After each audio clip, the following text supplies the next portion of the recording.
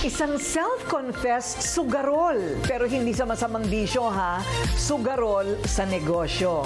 Yan ang Grab merchant na si Marvin na hindi nagpapatinag sa kahit na anong pagsubok basta usapang negosyo, go na go.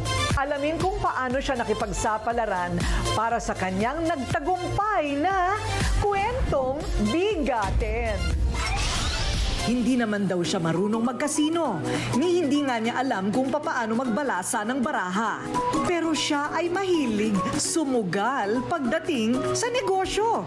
Yan si Marvin Cabresa, na claiming na ang pag-asenso daw niya sa buhay ay dahil sa app na ito. Alam mo, lahat ng negosyo sugal. Pero ano yung pinipili mo? Siguro, Miss Corina, ang pinipili kong negosyo yung kaya kong i-handle. Nagsimula po ako sa hilig ko po talaga. Sa pagsisimula ng pandemic, nag-umpisa ang kanyang online market business.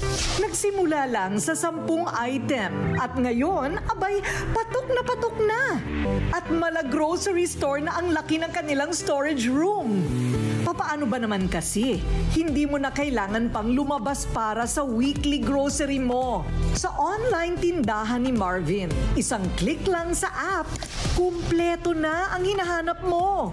At i-deliver pa ang mga order mo sa mismong bahay mo. Pero hindi singdali ng pag-click sa app na ito ang naging pag-asenso ni Marvin sa kanyang kwentong buhay. Pero katuwang ng kanyang misis na si Julia, hindi talaga siya sumuko sa sugal ng buhay. Tuloy-tuloy lang ang pakikipagsapalaran. So ilang klaseng negosyo ang pinasok mo bago ka medyo umokay? Marami ka rin pinasok dati, di ba? Opo, Miss Corina. Kahit nung bata po ako, kahit mga small businesses po na hindi rin po naging successful. Pero kahit po may mga ganun nangyari, hindi pa rin po ako sumuko. Ayun. So, ilang beses ka naloko? Marami-rami na rin po. Opo. Ano ba yung karaniwang panloloko na ginagawa sa pagnenegosyo? Siguro po yung isa sa mga nag-stick po sa akin, yung kailangan na po namin yung produkto. Pero last minute po, biglang hindi na po namin makontak si supplier. Glupaco, glutathione, papaya, and kojic in one beauty bar. All 3 actives for whitening, moisturizing, and anti-aging in one soap. Glupaco soap. Kaya naman, ngayong nagsisimula na ang munting pamilya ni Marvin, laking pasalamat niya sa Grab bilang isang Grab merchant dahil online naman lahat ng transaction. Mas natututukan niya ang kanyang pamilya. Lalo pa ngayon na konting panahon na lang ay manganganak na ang kanyang misis. And then dumating ang pagkakataon, paano mo naman naisip? Yung iba, nag-Grab driver. Yes po. Pero iba yung pinasok mo. Paano pumasok sa Grab ang negosyo mo? Ako po mismo, lagi po akong nag-order ng mga food ko, pati yung mga basic essentials. Dahil po sa tulong ni Grab, napasok po namin si Instamart at nakapagbenta po kami sa Filipino community. Ayun. So parang online grocery? Yes po, online grocery store. Online grocery store. At syempre, ang magde-deliver ay Si Grab. Grab, ayun. Opo. So meron din palang gano'n, na pwede kang magnegosyo through Grab. Yes po. Oo.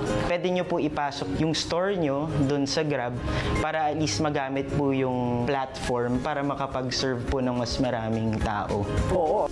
Sa sugal ng buhay ni Marvin, Grab ang naging alas niya para timplahin ang buhay niya. At tila nakaayon yata ang mga baraha ngayon kay Marvin.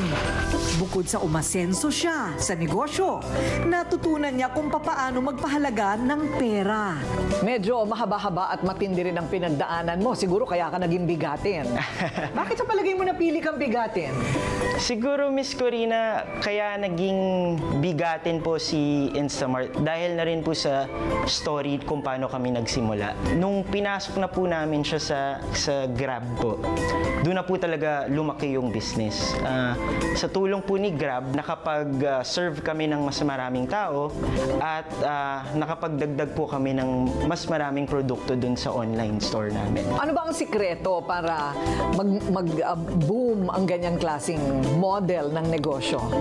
Siguro, Miss Corina, is to have the value of patience po. Kasi bilang startup na business, syempre marami po tayong tatahakin na iba't ibang problema. Kumbaga sabi nga nila, it's not a walk in the park. Tunay kang bigatin, Marvin. Kaya tumutok ulit sa susunod na linggo para sa iba pang kwentong bigatin na tiyak mag-iiwan ng marka at aral sa inyong mga puso.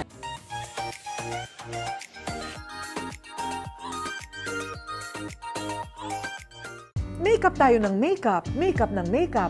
Paano tatanggalin ang makeup? Sabi ko, paano tinatanggal ng tao ang makeup nila? Ito ginawa ko kasi araw-araw ako halos naka-makeup sa TV Patrol, di ba? Sa aking mga show. Ang baby oil malagkit. Tapos, ayaw mo mag-shampoo, nalagyan na ng oil yung shampoo, pati unan mo may oil. Ayoko rin yung nasa jar. Kasi, yung jar, pag nilagay mong ganyan sa mukha mo, ganyan mo ulit, nagkaroon na ng makeup yung garapon, right? Kadiri. Ito, very hygienic and has vitamins and is also lightening on the skin. It's a tube and it's called Take It Off. Matatanggal lahat. Pati problema nyo matatanggal. Namomroblema tayo sa maduming balat, ito tanggal lahat. Okay? So, you try it kahit yung mahirap tanggalin na mascara, tanggal lahat yan. Take it off, girl!